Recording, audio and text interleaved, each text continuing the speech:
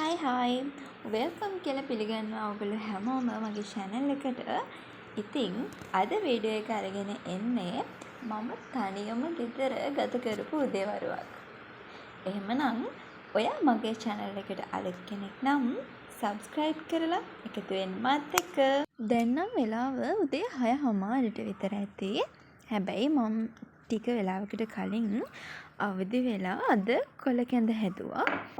ඉතින් ඒකේ මුල්ම කොටස අද බුද්ධ පූජාව විදිහට පූජා කරගන්න තමයි මම මේ ලෑස්ති කරන්නේ.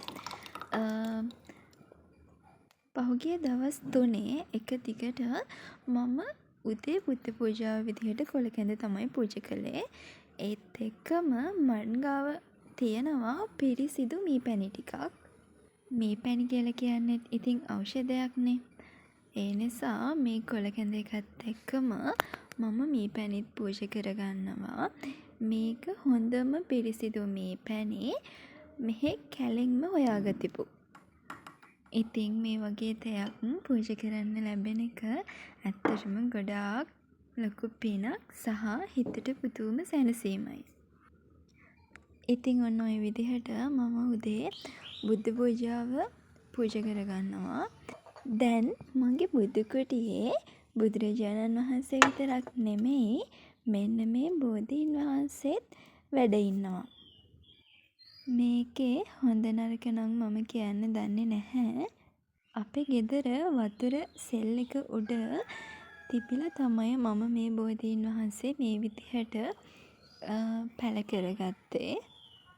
හැම දෙයකම චේතනාව යටයි කියලා හිතලා මම ඉතින් ඔන්න ඔය විදිහට බෝධීන් වහන්සේටත් වන්දනාමාන කරනවා. ඉතින් දැන් ඉක්මනට තේ එක බීලා මේ යන්න හදන්නේ ලොකු වැඩකට. ඉතින් මේ දවස්වල මුළු මිදුලම ඔන්න ඔය විදිහයි. ගහේ තිබ්බ අඹ ටික ඔක්කොම සත්තු ඔන්න ඔය විදිහට කාලා දානවා. ඒ නිසා මං හිතුවා පුළුවන් විදිහට අද අඹ ටික කඩලා තියාගන්නවා. ඊට පස්සේ ඉදෙන පිළිවෙලට ඩිහයිඩ්‍රේට් කරගන්නවා කියලා.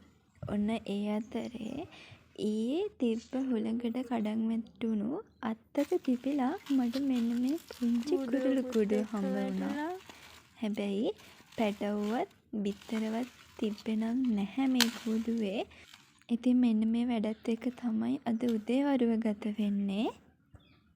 කඩාගතපු අඹ ටික ඩිහයිඩ්‍රේට් කරගන්නේ කොහොමද කියලා ඉක්මනින් වීඩියෝ එකක් අරගෙන එන්නම්. එහෙමනම් subscribe කරලා මගෙත් එක්ක එකතු වෙන්න. ඉක්මනට එන්නම්. ඔයාලා හැමෝටම බුදු සරණයි.